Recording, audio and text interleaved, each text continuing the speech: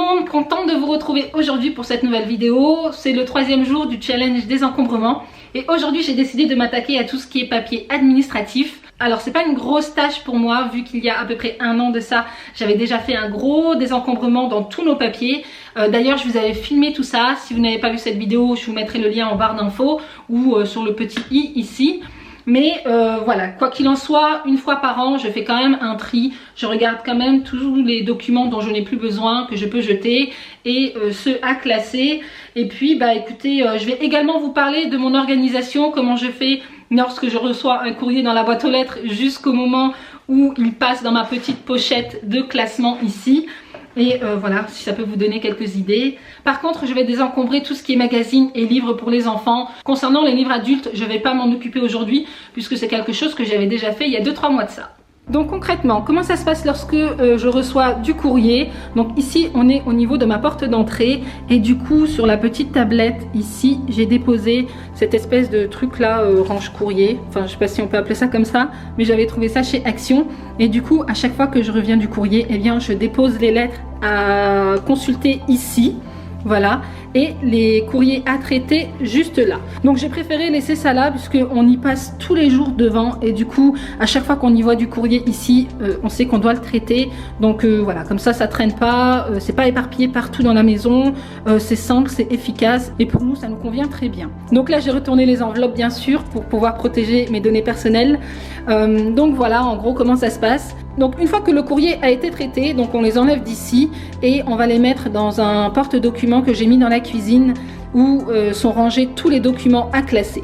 Donc voici le porte-documents en question, donc il est ici dans ma cuisine puisqu'en fait j'avais fait un centre de commande familial. D'ailleurs si vous n'avez pas vu cette vidéo, je vous la mettrai également en barre d'infos. Mais c'est là où sont regroupées toutes les informations de la famille, tout ce qui est rendez-vous, menu de la semaine. Ici j'ai l'horloge pour se repérer dans le temps pour Eden, le calendrier et ainsi de suite. J'ai également un tableau ici, mais bon je vais pas vous montrer puisqu'il y a des choses de noter. Donc voilà la raison pour laquelle c'est posé ici. Mais c'est quelque chose que je dois réorganiser ici puisqu'en fait j'ai dû modifier un peu pour pouvoir poser le Dyson juste ici, mais une fois que j'aurai fait la peinture je pense mettre tout ça ici, voilà. Mais quoi qu'il en soit je vous montrerai tout ça en vidéo.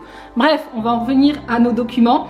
Donc une fois que les papiers sont traités, on les pose ici et je sais que dans cette boîte ils sont rangés uniquement les documents à classer. Et donc une fois que j'estime qu'il y a assez de documents pour classer tout ça, eh bien je les prends tous pour aller les ranger. Donc voilà comment sont rangés nos papiers administratifs. Je vais pas rentrer dans les détails, hein, c'est quelque chose que je vous avais déjà expliqué dans une ancienne vidéo. Rangement papier administratif, je vous la mettrai en barre d'infos comme je vous l'ai dit en début de vidéo.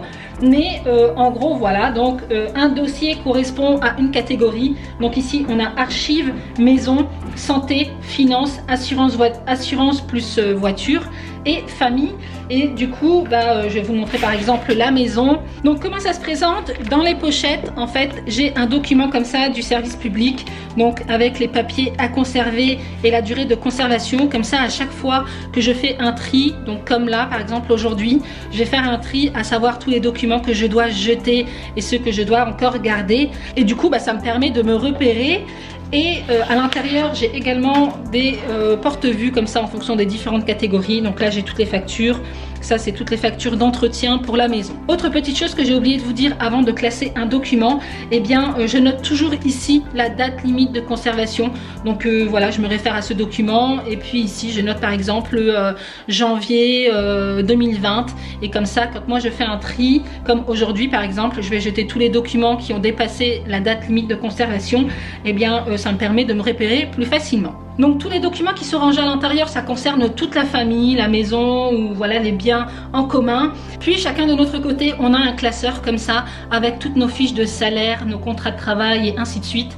Donc voilà, ça c'est quelque chose qui n'a pas de date limite de conservation, c'est à garder toute sa vie, donc pas besoin de faire du tri là-dedans. Donc pour toutes les factures que je dois conserver pour la garantie, ce que je fais c'est que dans mon sac j'ai une espèce de petite pochette comme ça dans laquelle je range les tickets de caisse à conserver. J'y mets également quelques bons de réduction voilà, que j'ai.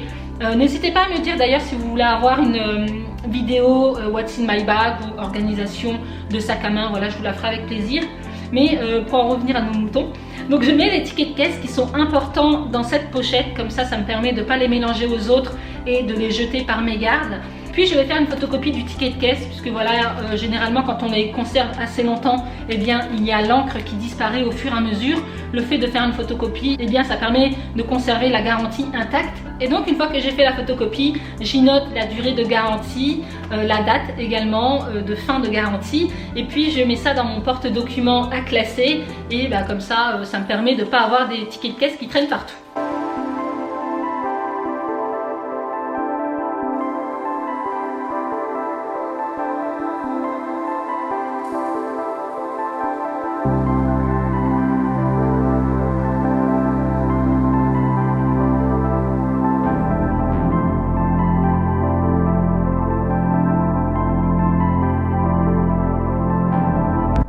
Donc là, ce que je vais faire, c'est que je vais trier ce panier là qui est juste entre le canapé et le mur. Donc c'est là où sont entreposés tous les magazines. Donc là, je crois qu'il y a pas mal de choses qui va virer à la poubelle.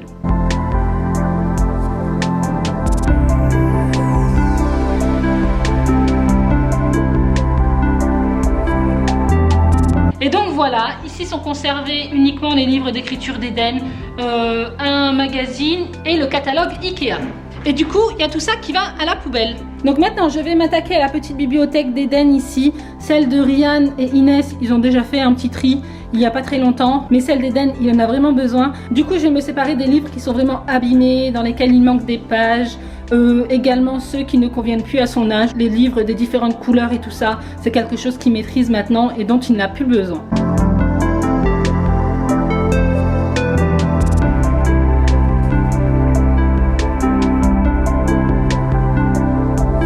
C'est terminé, donc je vais quand même garder pas mal de livres, hein. Il adore ça, tous les soirs il a sa petite histoire, donc voilà, je vais pas non plus me débarrasser de tout.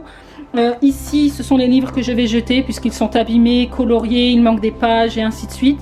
Et ça c'est ce que je vais mettre donc soit dans les dépôts de livres, soit je vais les donner peut-être à la bibliothèque également. Voilà, je sais qu'ils reprennent quelques livres pour les enfants.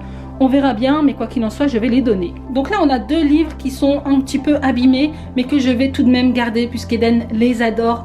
Il doit les regarder 4-5 fois dans la semaine.